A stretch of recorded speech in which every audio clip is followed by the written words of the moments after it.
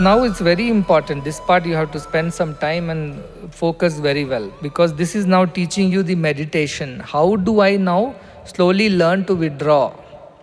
The whole life is about withdrawal within. It's not about running outside, it's about turning within, is the spiritual path. Worldly path is turning outside. Running outside is the worldly path. Spiritual path is turning in. So now there are two shlokas which are very important, 10th and 11th shlokas. And I will explain to you also once we chant the shloka. After that we'll go word by word and understand. So here Yama is telling that this is the methodology to control the senses and the mind and the buddhi, and finally realize the Atman, and ultimately realize that you are Paramatman, not the Jivatman. You are not the reflection of the sun in the pot, you are the sun itself. This understanding how to develop gradually, shanaihe, step by step, Yama is teaching. That's why Yama is a very good teacher. See, he's saying, how do we start? Where do we start? So let's begin. He says, Indriyebhya parahyartha, arthebhyascha param manaha, manasastu para buddhihi, buddhe atma mahan paraha. The 11th one is, Mahatah param avyaktam, avyaktat purushah paraha, purushanna param kinchit, sa kashtha sa paragatihi. So these two shlokas we have to take in tandem, because they are connected to each other. So it is giving you a step-by-step ascension into that state of Brahman. How do we realize? Remember step-by-step ruin of life? Dhyayato vishayan punsa sangaste shubhajayate sangha sanjayate kama kama krodha krodha sammoha smriti vibrama buddhi nasho pranashyati. These are the 8 steps how you can go down. And here are the steps how you can go up. So very important steps. You watch this. First it says, compared to Indriya parahi artha, the objective of the Indriyas, for what sake the Indriyas are given, they are more great than the Indriyas themselves. You want to see something, the idea of seeing something is more powerful than your eyes itself, because if there is nothing to see, what was the use of the eyes? Like that, if there is an object to be seen, that is greater than the physical eye, it says. Because without that object, the eye has no reason to exist. It exists only to see. So seeing is more than just the physical eyeballs here in the eye sockets. These are just the matter. The idea behind this matter called eye is to see. You have an ice cream and you want to see that ice cream. What happens? The image is formed within your retina. An inverted image is formed. And then that image is analyzed by whom? Is it enough if you have an object to see and if you have an eye? No. Then it says, Arthebhyascha param manaha. Artha means for whose sake? For whose sake eyes are. Vidyarthi means whose sake Vidyarthi is for? The sake of Vidya. So Vidya is the Artha for whose sake Vidyarthi comes to the school. To learn Vidya, Vidyarthi comes to the school. So Vidya is the reason why Vidyarthi come. Therefore Vidya is greater than Vidyarthi. Is it or not? Likewise, sense objects are greater than senses, he's saying. Because it's for the sake of sense objects that these senses work. It's the sake of education that the student comes.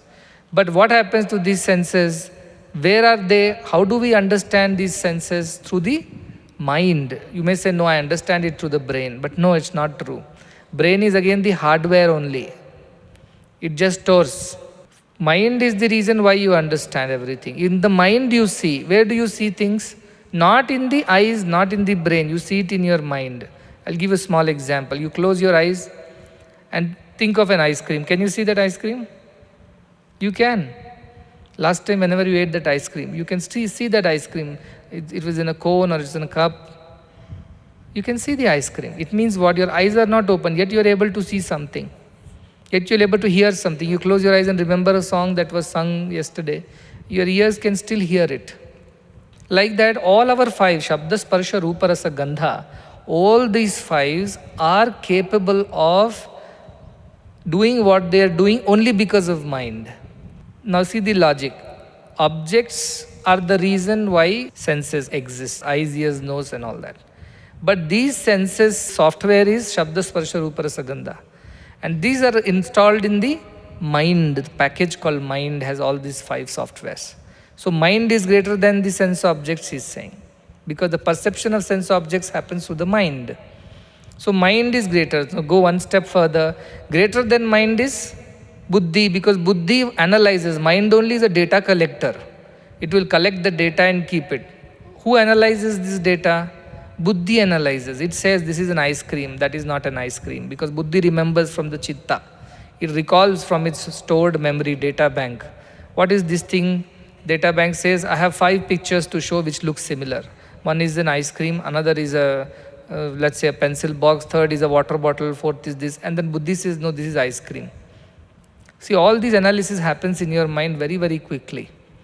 When you ask for something, when the buddhi wants to know what it is that I am seeing, immediately buddhi is going and checking with chitta, the memory bank. And chitta throws up 5 things. From far, suppose you are seeing a boy coming. You want to know who it is.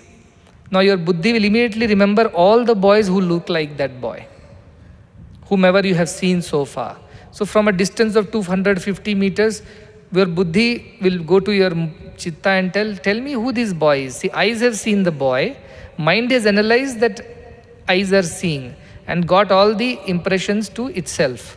Now buddhi has been given the impressions to analyze and find out whether this boy is Sunil or not. Now buddhi will go to the chitta and tell, give me all the pictures of the boys who look like this. He says, yes, Sunil looks like this, also Amit looks like this, also Rajesh looks like this, also some Anil looks like this. So it will throw up 4 pictures in front of you, your chitta. And then as the boy is slowly approaching, your analysis is becoming clear. The buddhi is observing, Rajesh is same height but does not walk like this. Anil is almost the same skin tone, but not this dark, but similar darkness. Then slowly this will come to a conclusion, this is that boy. All this happens within our mind, like a software system, this mind, which has got a memory bank called chitta, which has got an analytical capability called buddhi, mind itself. All this happens very fast. So who is doing this analysis? Buddhi is doing this analysis. So greater than mind is who? Buddhi.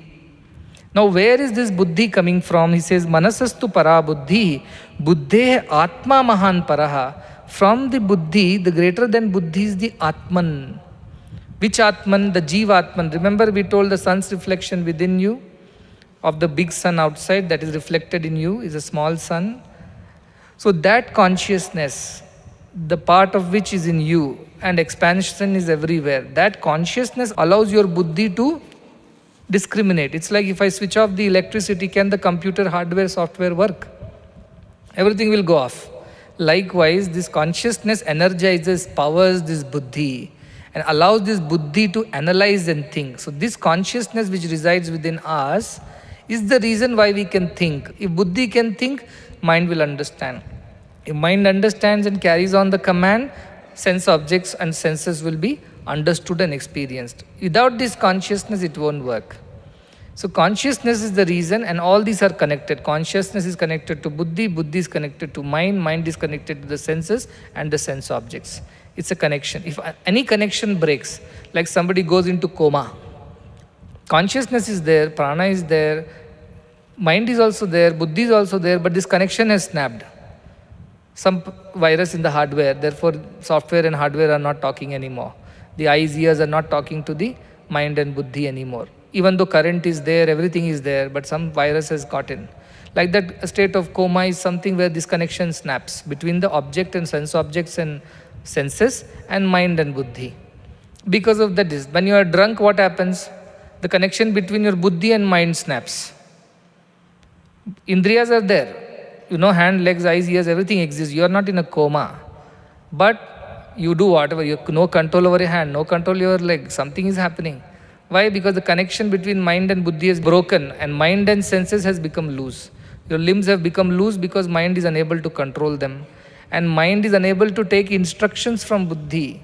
Don't drive. You have drunk. If you drive, you'll meet with accident. No, nothing happens. I will drive.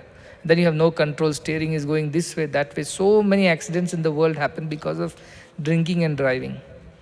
What has happened to them? Their body has become out of control, dushtashva. Mind has become weak because of drinking.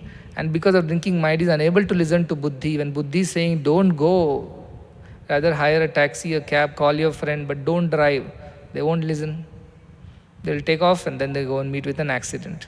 So buddhi is greater than this, but buddhi itself is energized by the Atman within all. So is that all? The meditation? So I come out, I meditate like this.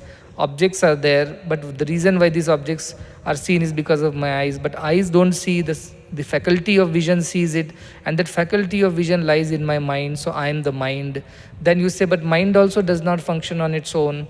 The intelligence behind the mind is the reason why I understand the world. So intelligence is deeper than the mind. But intelligence itself is not all. It is powered by Atman.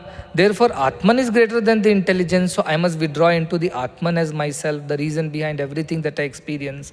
Is that all, or is there more? So it continues from there in the next shloka. From 10th, it goes to the 11th shloka. It says, from this Mahan Atma, which is what we have realized so far, by withdrawing from the sense objects, mind and buddhi, finally we have reached the status of an Atman called Mahan Atma. That the great soul which is within us, the consciousness which is within us.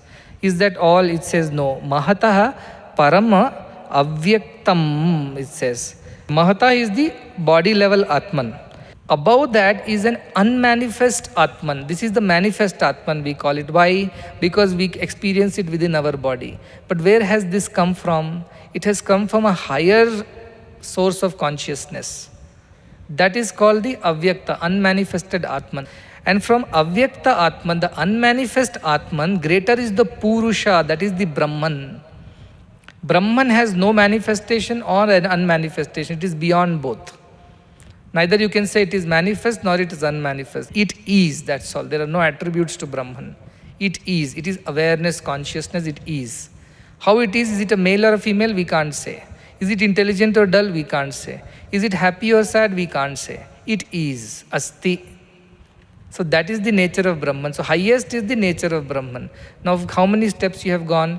You have gone from Indriya to the Indriyarthas, Shabda, Sparsha, Rupa, Rasa, Gandha. From there you have gone into the mind, third one. From mind you have withdrawn into Buddhi, fourth one. From Buddhi you have withdrawn into Mahanatma, fifth one, the individual soul or Jivatma.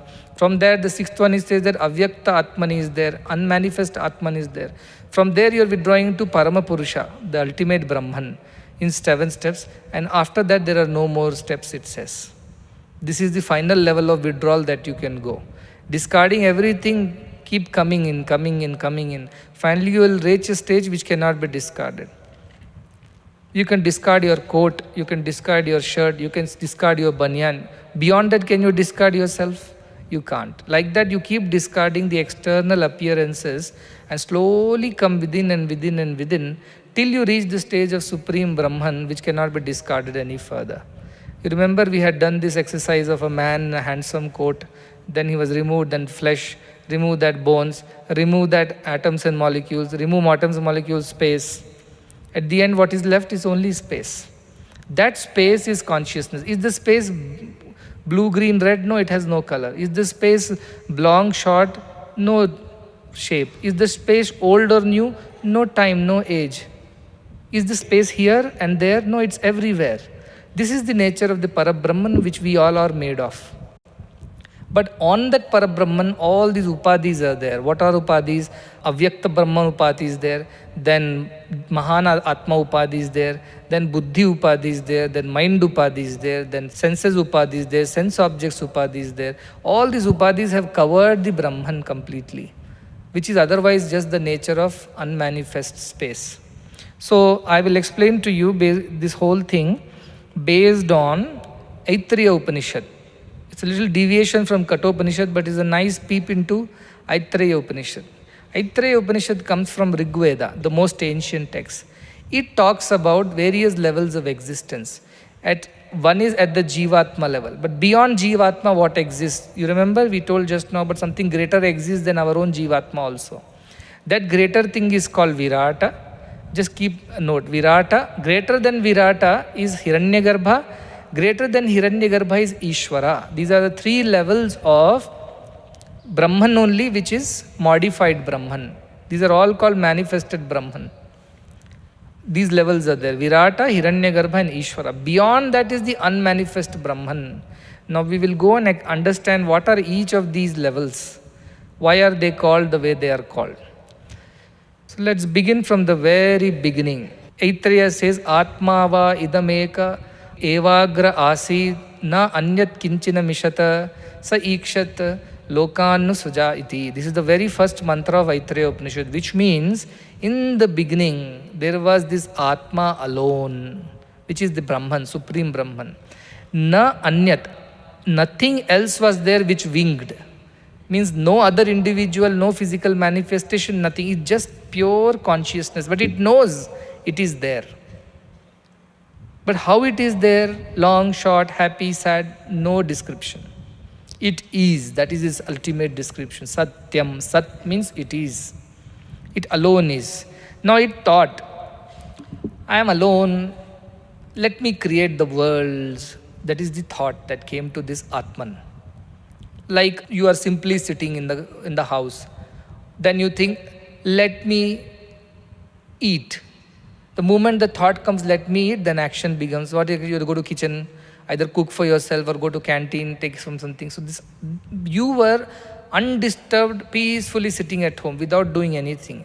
Now you got a thought, disturbance began. What is the disturbance? Now your body has to get up, it has to move and start thinking, analyzing. All these come into existence after you get a thought.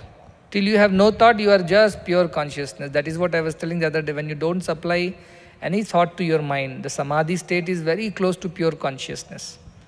You're completely the same as Brahman. But that lasts only fractions of a second. Even thinking that I am thinking, I am meditating is also a thought. So it gets negated. So it's very subtle. Even thinking that I am not thinking is thinking. So that is the problem why meditation gets spoilt and fails. A state comes when there is no idea that I am thinking or even meditating. It is happening. That state is Brahman. That is not so far. It is within you. It is your experience, but you don't realize it. As I always say, between two thoughts, there is a gap. In that gap resides Brahman, I say. When you shift attention from this mic to this tumbler, I saw it, it's a black mic. Now I'll shift, it's a silver tumbler. Between the two shifts, there is a gap. Do you realize that? Obviously, it has to be because I saw this, now I'm seeing this, I analyze this, now I'm going to analyze that. Between the two, there is a micro, whatever, pico, femto, whichever meter gap is there. In that gap, you are not thinking at all. If you dilate this whole gap, that existence without thought is Brahman. Otherwise, the moment thought enters, Brahman is disturbed. It's no more Brahman. It can't be called Brahman. It is a modification of Brahman now. So pure silence is Brahman. That's why Om Upasana, the pure silence you have to meditate on, where there are no thoughts also. Not even the thought that you are chanting Om, not even the thought of the... But in the beginning it is difficult, so we tell you, okay, at least start practicing silence. Someday this idea that I am practicing silence will disappear. How it will disappear? When you started walking. If you walked a few steps and everybody clapped, you became so happy.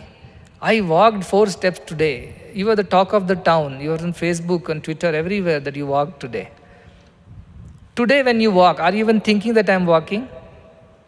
You're not even thinking. Walking is happening. Walking is happening. It's not a conscious effort to get up and say, now my legs, let's get ready, I must walk. It's unknowingly just get up and walk. That's it. Walking is not the main activity. Going to canteen may be the main activity. But walking is not the activity that you are paying any attention to anymore. It is happening. Likewise, meditation will start happening. Silence will start happening.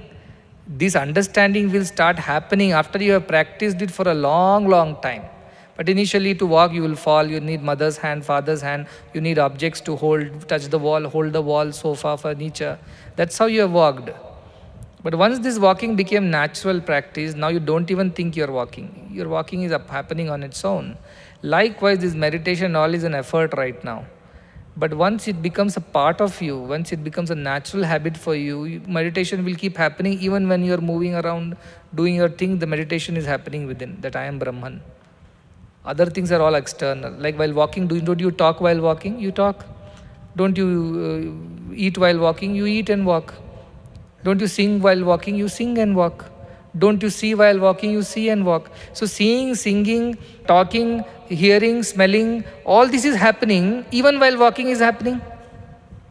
And where is your attention? You're not paying attention to walking. Walking is happening. And these are the things which are superimposed on walking now. Like that, world will happen, your office will happen, your studies will happen, your every activity will happen, but also meditation will happen. That stage will come with continuous practice. So this is one practice is teaching, to withdraw, withdraw, withdraw, withdraw and say who you truly are. So again, going back to Aitareya Upanishad. So Brahman was sitting all alone. I can't even say sitting because he doesn't have legs and hands and no chair to sit. He was. Brahman, I can't even say he was. That's all I can say. Brahman was. So Brahman was, then he thought, let me create the world. The moment he thought, now his new name is Ishvara, is thinking Brahman. The moment he thought, he became Ishvara. Like the moment a man gets married is called husband. Husband is not a new man. It is the same man, now by virtue of marriage is being called a husband. Like that Brahman, by virtue of thinking, is called Ishvara. This Ishvara means the Lord. He is the owner of everything. Why? Because he created everything. Ishvara had a power called Maya. What is Maya? The knowledge that you have how to cook upma now because you are hungry. That knowledge is your Maya knowledge, Maya Shakti. Thought is, I want to eat. That is Ishvara. You own the whole kitchen, so you are the lord of the kitchen. And now you have the Maya Shakti, you exactly know how to make upma.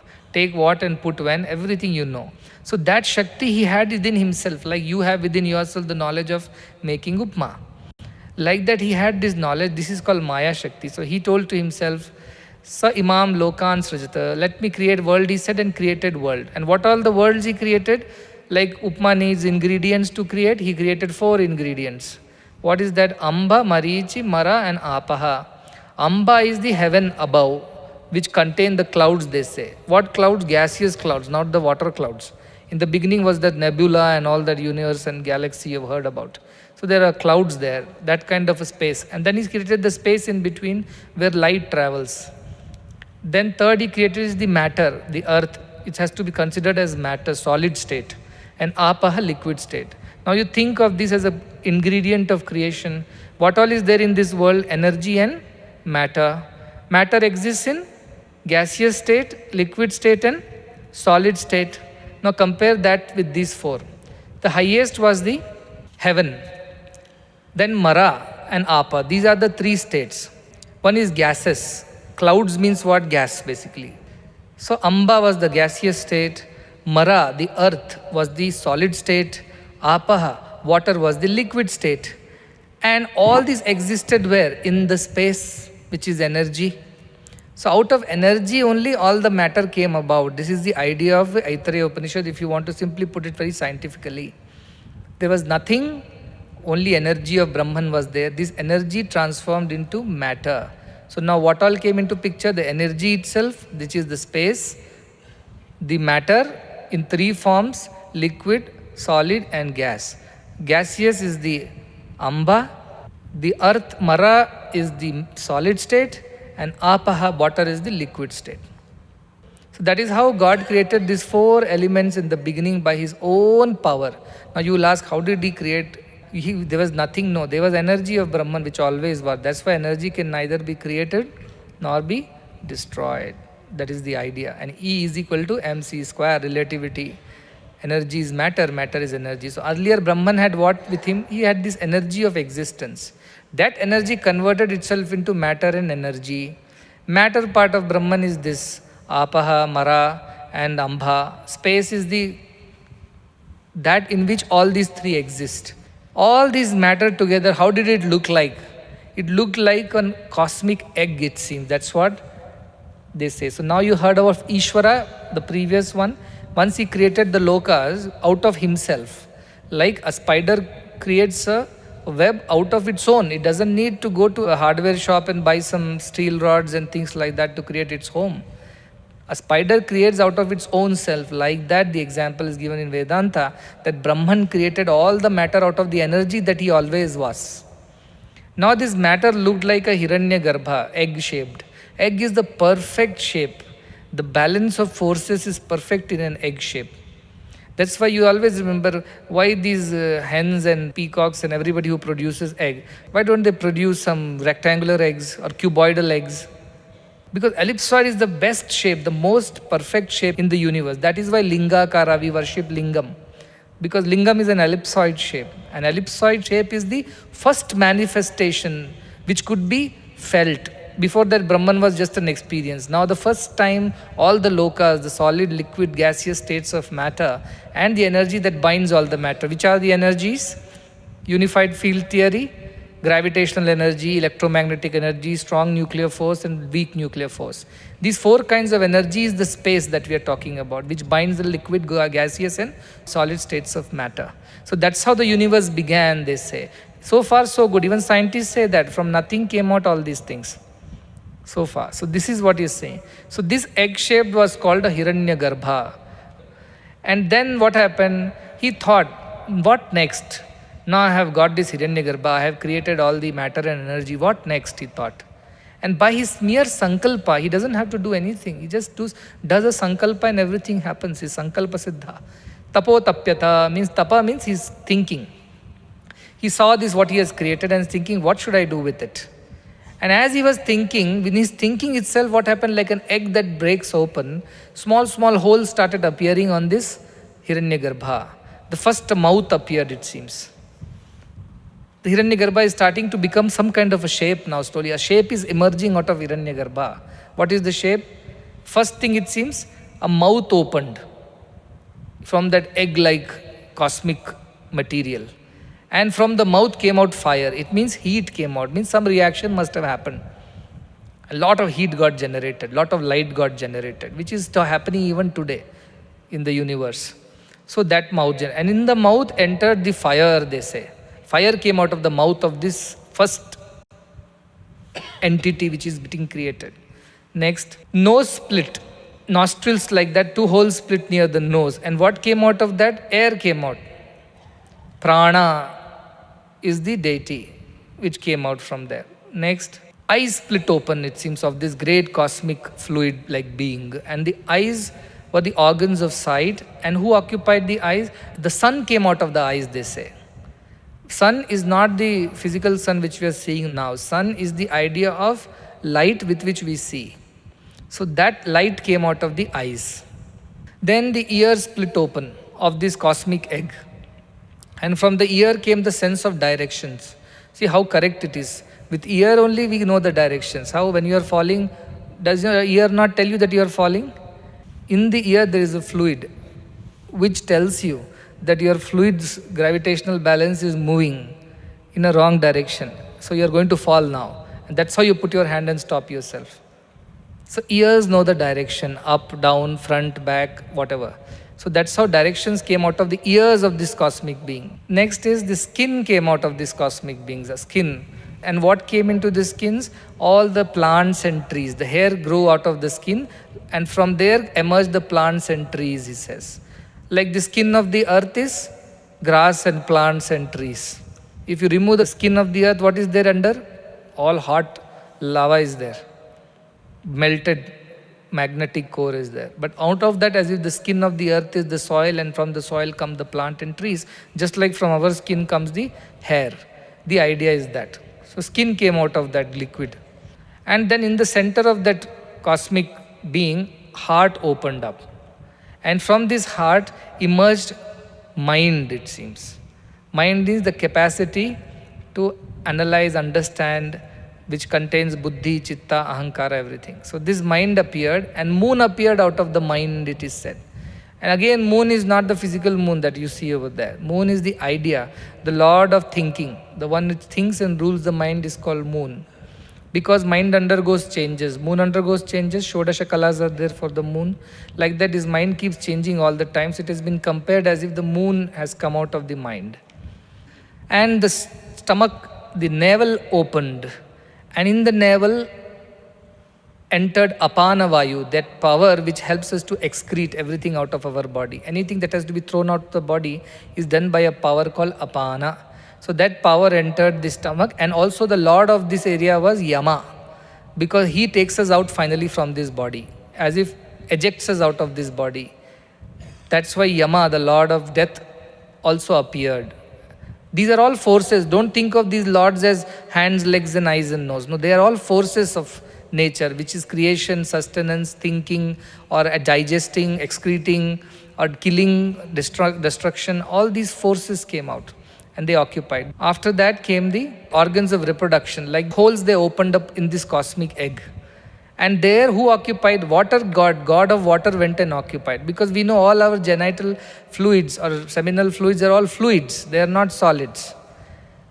Unlike excretory, reproduction is fluidic. Therefore, they thought of it as water, which is the, and also we call water is life. Without water, we cannot survive. Body is 70% water. And everything, all raso vaisaha, everything is essence is water based. So they thought the life is water, and all that reproduction that happens here onwards is fluidic. Therefore, god of fluid, that is Varuna, occupied the reproductive parts of this cosmic being. And that's how this whole cosmic being got created. Now, did it have hands, legs, and all? There are no descriptions.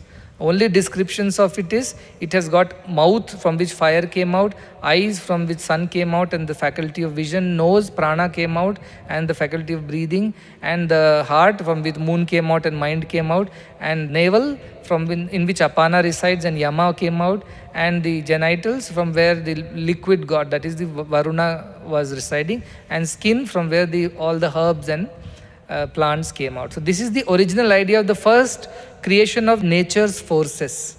So they call it a Purusha. Parama, in that time, the Vedic lore, it is called as Virata. Virata means huge, expansive. Huge means it's not a small, tiny being. It is pervading the entire universe. In Purusha Suktam also, the description like this comes. Sahasra Shirasha, Purushaha, Sahasraksha Sahasrapad, Sabhumim Vishvato Vritva Atyatishta Dashangulam, it says. 10 fingers more than the entire Vishwa is Purusha. Means all the Vishwa is inside this Purusha. So that is the Virata Purusha concept. It is not Vishnu Bhagavan that we are chanting. We chant Purusha Suktam to Vishnu Bhagavan, but true Purusha Suktam is only to that Purusha who has no identification with anybody. It seems as if it was the first being that emerged out of nothing. Because so far Brahman was actually nothing, Ishvara was the thinking Brahman, Hiranyagarbha was the material Brahman. Virata is the first Brahman who has faculties like seeing, thinking, hearing, tasting, smelling, touching. All these things are generated for the first time. Before that there were no senses, there was no mind, there was no buddhi. There was only consciousness and energy, and came matter. From matter came a being who had all these forces of nature and faculties. Okay. So next level is, from this Virata, Brahman thought, now what should I do next? Like children are there, give them some assignment, they'll finish. Now what? They'll ask. And from this idea, what should I next? He thought, now I've created all the lokas, and I've also created lokapalas. These are all lokapalas, the Chandrama, the Surya, the Yama, the Apana, Prana. All these are lokapalas, means the in charge of those lokas. What next? He thought. And then he thought, let me create hunger and thirst, so that there is some work to do. If there is no, suppose we were never hungry and we were never thirsty, you think we would ever worked in this world? And hunger, thirst is not about of the stomach and throat. Hunger and thirst of senses. I want to see, I want to smell, I want to taste, I want to touch. If they were not created by God, you think we will be struggling in this world for anything? Because nothing tastes, we don't have any interest in anything. Because we were given hunger and thirst, which is basically desires of the senses, the temptations or desires of the senses. For whose sake the senses? Indriya Arthas. So he created Indriya Artha. What is that? This one. Hunger and thirst for the stomach. Similarly, wanting to see, tasting, smelling, touching, feeling, hearing. All these are Indriya Arthas he created. Now Indriyarthas got created. Now where should they go and stay, these Indriyarthas? They need Indriyas to stay.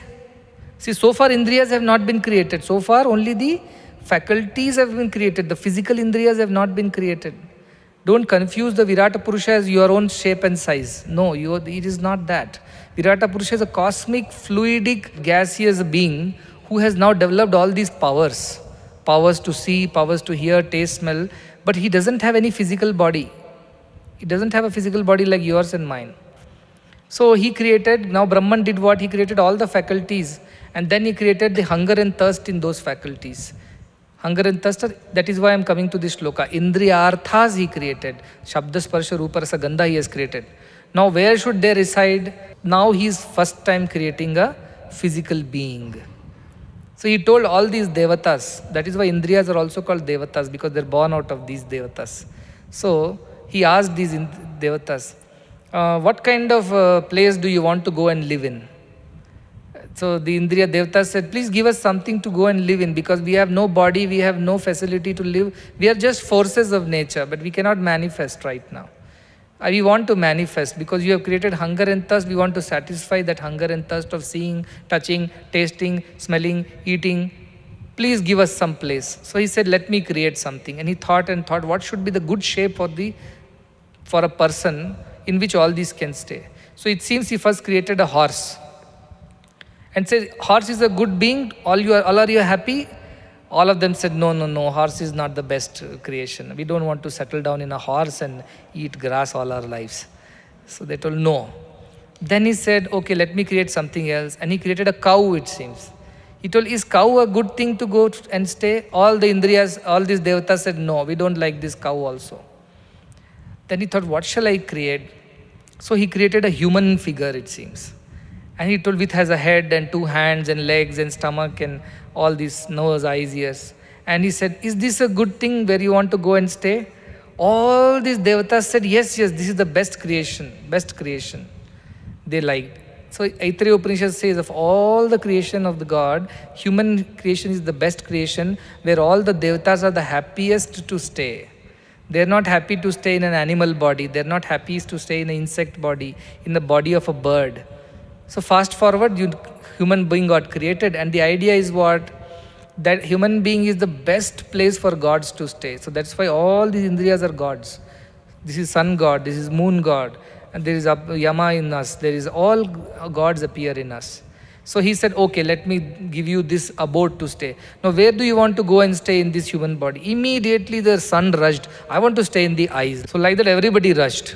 Sun rushed saying, I will occupy the eyes. And sun went and occupied the eyes, became vision. So that is how we see. When sun rises and the light comes, only we can see. Then what happened? This prana, life breath, it was there in that Virata. It rushed. What should I occupy? I will occupy the nose, it says, and went and occupied the nose of this human figure. And then the dishas are their directions. They rushed and occupied the ears. And the fire occupied the mouth. And then what else happened? Then the stomach, the navel was occupied by the apana vayu, and Yama went and settled down there. He says, if you eat too much, that's it, I will take you up. If you eat too less also, I will take you up. If you eat correctly only, I will allow you to live. So that is how Yama occupied the navel and started taking care of the excretion as well as final removal of the soul from the body. That is Yama's job. And then what else happened? Skin formed, and the trees and plants, they became the skin. They occupied the skin, it seems. So that's why hair keeps growing on its own, like grass keeps growing. We cannot stop the hair from growing, like we can't stop grass from growing.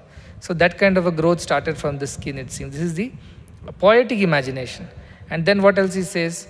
The moon went and settled down in the mind, it seems, and became the power of thinking and attraction. All of them occupied their places, but the heart remained unoccupied. Everybody, from heart came the mind was occupied by moon, but heart itself was not occupied by anything. So then this God thought, all this I have created, where should I go and stay in this? Like a father creates a big house for all the children, 8-bedroom house for all 8 children. But he wants to ask, where do I stay? Should I stay with this son or that daughter or this son? Then he says, no, I should have a master bedroom of my own. So he said, I shall occupy the heart. But how to enter the heart? All the holes are occupied, eyes are occupied, nose are occupied. See, we have got 10 holes in our body. All 10 have been occupied by somebody or the other. Varuna has occupied the reproduction also. Yama has occupied the excretion. Navel is apana. Nose is occupied by prana. Eyes are occupied by Surya. Mind is occupied by Chandra. Ears are occupied by Disha. Mouth is occupied by fire. No holes left. So how do I enter this body? He thought to himself. I also want to stay in this house. Should I go from the back door, front door, side door? Which door? Because all these are like doors to this body. Then he said, I will make a new door for myself and I'll enter. And he, it seems, opened a hole right on top of the skull where the hair parts. It's called Vidruti. And using that, he entered the heart of the first being, human being. And therefore, Brahman resides in the heart, they say. And where is the heart? Where do you place your hand to show that you are here? You place it here? You place it here? You place it? Naturally, your hand goes here. Nobody points their stomach. Nobody points their head, ears, nose. They always put their hand here. Why? Because somehow we all know instinctively that this is where our true self is. We recognize ourselves as this. This is where Brahman resides, is what is said. That is where Jivatma resides, because Brahman entered the body through a hole in the head. Now don't go and search for a hole. There is no real hole. It's in the Sukshma Sharira, through which he has entered and is staying in the heart. But remember, we have seen Sthula Sharira, Sukshma Sharira, Karana Sharira. So physical body is just the vessel. Within that, the mind sheath is there, prana is there, vijnana is there, buddhi, and Anandamaya is there. So this Brahman entered and he resides in the Anandamaya sheath. He doesn't reside in the Vijnanamaya, he doesn't reside in the Manomaya, he doesn't reside in the Pranamaya, he doesn't reside in the Annamaya, he resides in the Anandamaya sheath. That is called Karana Sharira. But if Brahman is not there, none of this will work. It's like when battery is not there, phone won't work. If electricity is not there, none of the gadgets will work. Likewise, unless this Jivatma is within ourselves, buddhi won't work, mind won't work, prana won't work, indriyas won't work. It is this which makes all the others work. So that is how Jivatma concept came into existence. But who is Jivatma ultimately? This Jivatma is born out of that Hiranyagarbha Virata. And Hiranyagarbha Virata is born out of what? Ishvara. Ishvara is born out of what? Brahman, beyond whom him there is nobody. So now go back and see the sequence. Brahman, Ishvara, Hiranyagarbha, Virata, Purusha. The first Jivatma you call it. Jivatma, and Jivatma has this body and Indriyas. And Indriyarthas, which is to see, touch, taste, smell, all these faculties. So now you go back the shloka. Indriyebhya parahi artha. Arthas of the Indriyas are greater than Indriya, it is said. Why? Because it is for their sake Indriyas were created. When Brahman asked, where do you want to go and stay? Vision said, I want to stay in the eyes. Prana said, I want to stay in the nose. Fire says, I want to stay in the tongue. So whose sake the Indriyas were created? For Indriyarthas' sake. What are Indriyarthas? The faculties. Shabda, Sparsha, Rupa, Rasa, Gandha. So that is why these Indriyarthas are greater than the Indriyas. You understand the sequence now? Indriyebhya parahi artha. Greater than Indriya are the Indriyarthas, the Prana, Aditya, Chandrama, Yama, whatever. Arthebhyascha param manaha. But all these Indriyas are understood only when the mind is active. Therefore, mind is deeper than the Indriyas. Next. Manasastu para buddhi, but mind cannot function on its own unless buddhi guides it. Whether bad buddhi or good buddhi, the secondary thing. Buddhi is required. So buddhi guides this. Now what happens? Buddhi, Atma Mahan Paraha. Better, higher than buddhi is the Atman, because without that Atman, this buddhi cannot function. It provides the energy. Now you misuse the energy, that is your problem. If you use the energy well, good. So Atman provides the ultimate energy. So this is greater than that. But bigger than this Jivatma is who? That one from which this came. Where it came from? Before us, who was there? The Virata was there, or Hiranyagarbha was there. Virata is nothing but a modified Hiranyagarbha. So it says that that Parama, Mahataha. Mahataha is that Hiranyagarbha is called Mahataha. Mahat is also called as Hiranyagarbha. Greater than is this Avyakta Purusha. Avyakta Purusha is this the Ishvara who has not been manifesting still, the one level higher than that. And then, because Ishvara was there, but he did not become anything so far. When did he become? When Hiranyagarbha, the gases and all that formed, that is when it manifested. Before that, there was no manifestation. It was only Brahman who was thinking. He didn't make anything out of it. So that Jiva will become human body. Before Jiva comes Virata, that is the Vyakta Purusha. Before Vyakta Purusha comes Avyakta Purusha, which is Ishvara, thinking Brahman, has not manifested yet. All his powers are within him, now he is thinking how to manifest. So that Avyakta Purusha came. Avyakta means unmanifest. Greater than Avyakta Purusha, that is Ishvara, who was there? Purusha. That is the Brahman is called Purusha because Purusha. Puri means a city. And Shah means those one who is going and staying in the city, Shaya. Therefore, Brahman came and entered the human body. Finally, we remembered he came from the top and entered into our hearts. Therefore, the body which we are carrying around and the mind and the senses are manifest Brahman because they are all born out of that Hiranyagarbha. Whereas that part of us which is occupied by the pure consciousness, unmanifest Brahman, the one in the beginning, is the Atman. So we are a combination of unmanifest and manifest Brahman, which is called as Saguna and Nirguna Brahman. So Jagat is the Saguna Brahman. The Atman within us is the Nirguna Brahman. That Atman is the spark, we say, of that ultimate supreme Brahman who never manifested. But what manifested? His powers manifested as the universe.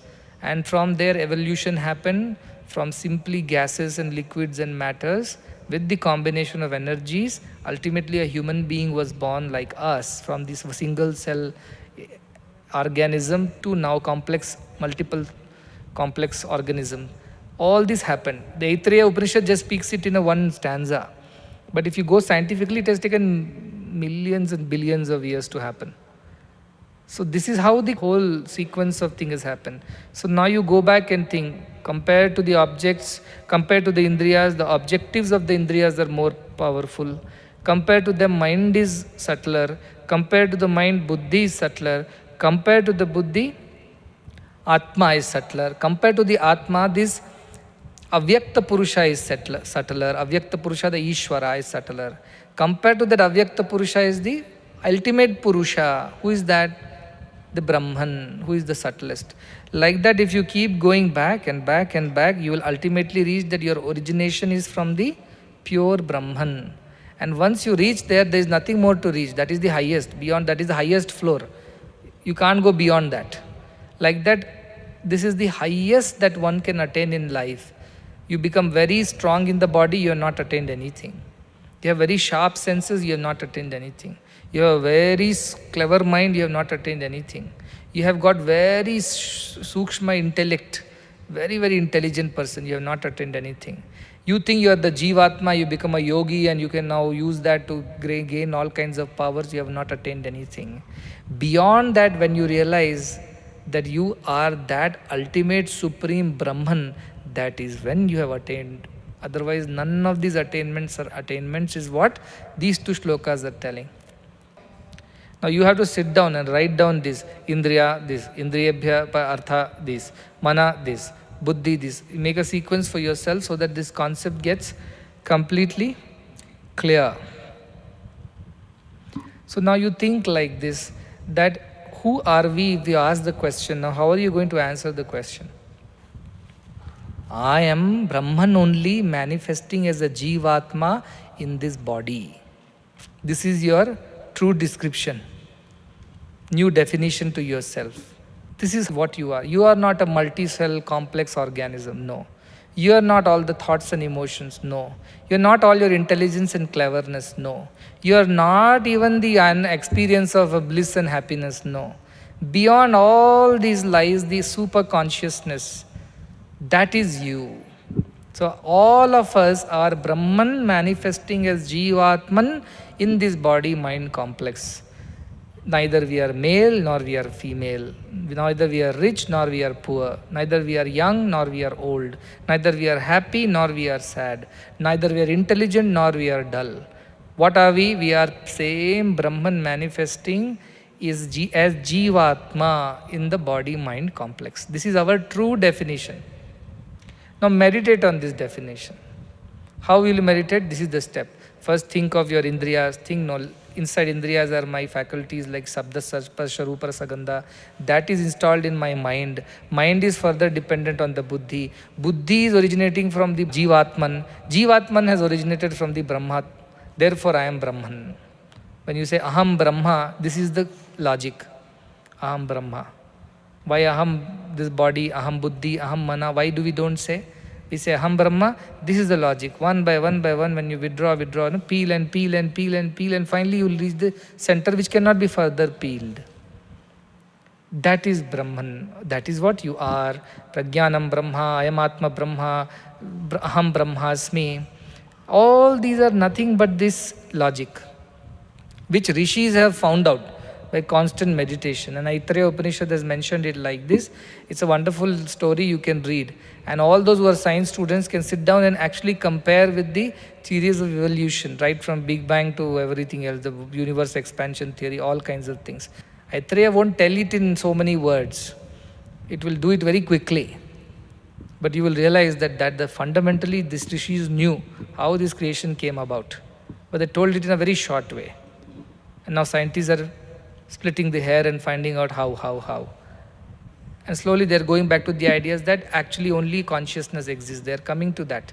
And the coming years will be research in the field of consciousness to prove or to disprove, whichever way they will approach it, that consciousness, a super intelligence exists in this universe. And that runs this universe, nothing else.